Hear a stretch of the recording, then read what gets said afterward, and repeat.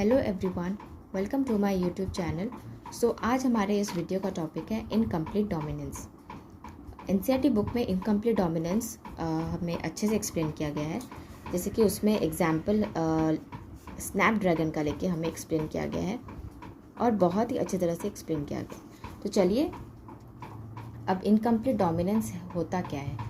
जैसे कि यहाँ पर the name suggest incomplete dominance. Dominance जब इनकम्प्लीट रह जाता है, जब वो पूरी तरह से अपने आप को एक्सप्रेस नहीं कर पाता है, तब उसे हम इनकम्प्लीट डोमिनेंस कहते हैं। जैसे कि फॉर एग्जांपल, अब आज तक हम जितना सारे क्रॉसेस करते आए हैं, अगर हम पेरेंट लेते हैं red colour flower and white colour flower के साथ में अगर हम लोग क्रॉस करते हैं तो उसका रिज़ल्ट जो है वो हमेशा रेड कलर फ्लावर ही आएगा, जो कि एक्सपेक्टेड रिज़ल्ट है।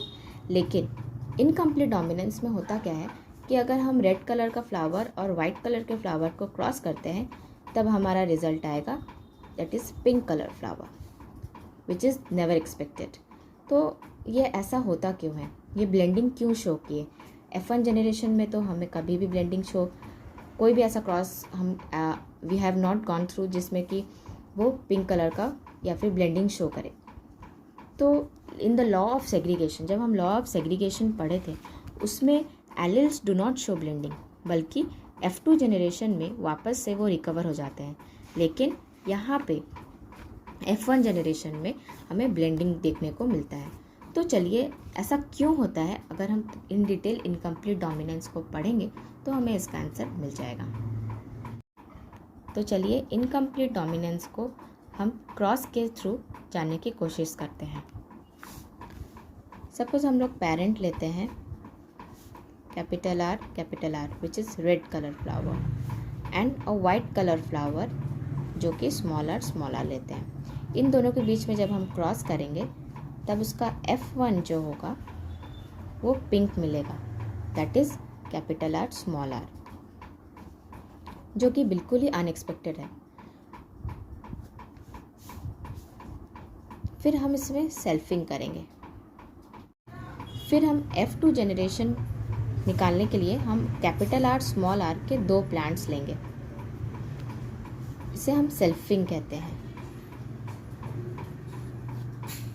जब इन दोनों के बीच में हम क्रॉस करेंगे तो इनके गैमेट्स होंगे कैपिटल R स्मॉल r। चलिए पुनेट स्क्वायर से इसे हम एक्सप्लेन करते हैं।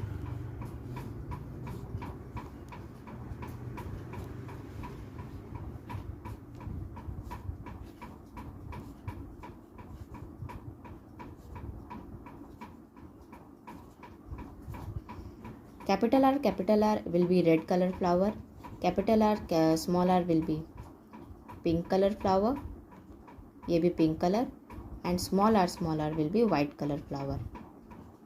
तो इस पुनेट स्क्वायर से जब हम F2 जनरेशन हमें मिलता है ये, तो इससे हम ये कंक्लूजन दे सकते हैं कि यहाँ हमें ये देखने को मिलता है कि जो पेरेंटल जनरेशन में हमने जो प्लांट्स लिए थे वही सेम फिनोटिपिक हमें F2 जनरेशन में दोबारा मिल जाते हैं।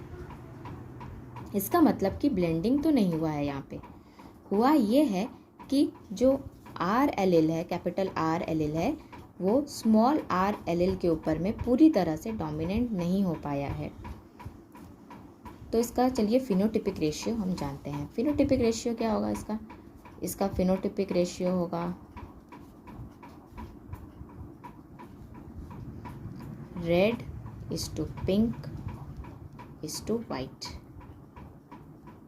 इसका फिनोटिपिक रेशियो होगा 1:2:1, जो कि मेल्डिव के एक्सपेरिमेंट में जो फिनोटिपिक रेशियो आता है उसे कम्प्लीटली डिफरेंट है। और उसका जीनोटिपिक रेशियो क्या होगा, उसका जीनोटिपिक रेशियो होगा capital R is to capital R small r is to small r is to. इसका जीनोटिपिक रेशियो कितना है, रेड कितना है, 1 है, पिंक कितना है, 2 है, और वाइट कितना है, 1 है।